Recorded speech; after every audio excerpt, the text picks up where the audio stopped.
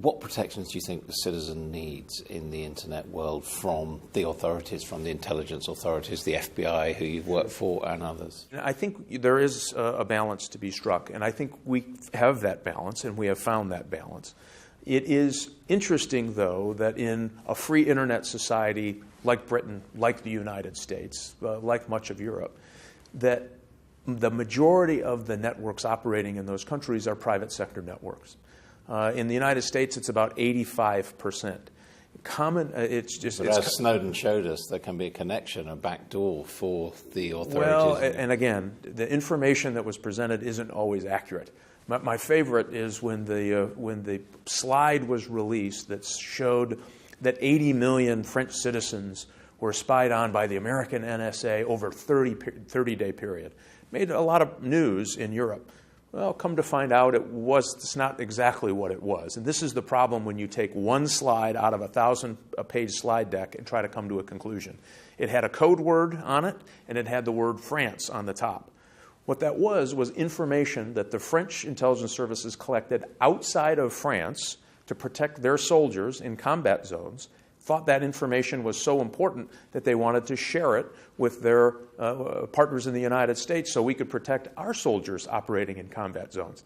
So what the world, and certainly Europe, became upset that the United States was spying on average French citizens was simply not true. And my argument is, just because he says it does not make it true. And in this notion that the NSA or the FBI or the American CIA is all over your networks simply isn't true. I mean, one quote that I've seen attributed to you is that if you don't know your privacy is being violated, it's not being violated. Well, that was a moment of bad, ill-attempted humor, if I may. You don't stand by that. Well, listen, the point of it was at the end of a hearing, and my point really was this.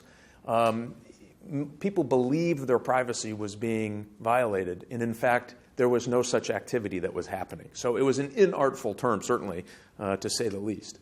But what we were talking about is the fact that people believed their networks were being spied on because of this one slide in a 1,000-page slide deck.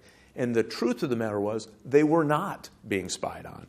And if you imagine the sheer volume of information that's flying around the globe, and your zeros and ones, your computer language that's flying around the internet is swimming right next to zeros and ones that are put there and are up to no good by the Russians, the Iranians, the Chinese. And so our intelligence services job and mission is, how do you find the bad stuff and not impact the people who are just going about their lives using this magnificent tool we know as the internet? We think we can do that. But it does mean you have to reach in and grab some of these bad zeros and ones. I mean, should the police be able to access journalists' mobile phones on non-terror-related matters?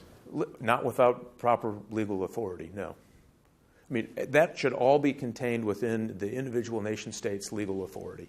And I believe that journalists have, certainly in America, we have the First Amendment protection under our Constitution that I believe is sacred. And I think our government went too far when they went after some of those communications. If it, however, doesn't give that journalist the permission to break the law in furtherance of a nation state. So that's that fine line, but that would mean you'd go through an independent legal authority to get a legal warrant to do that. Do I think the government should be operating without that? Absolutely not.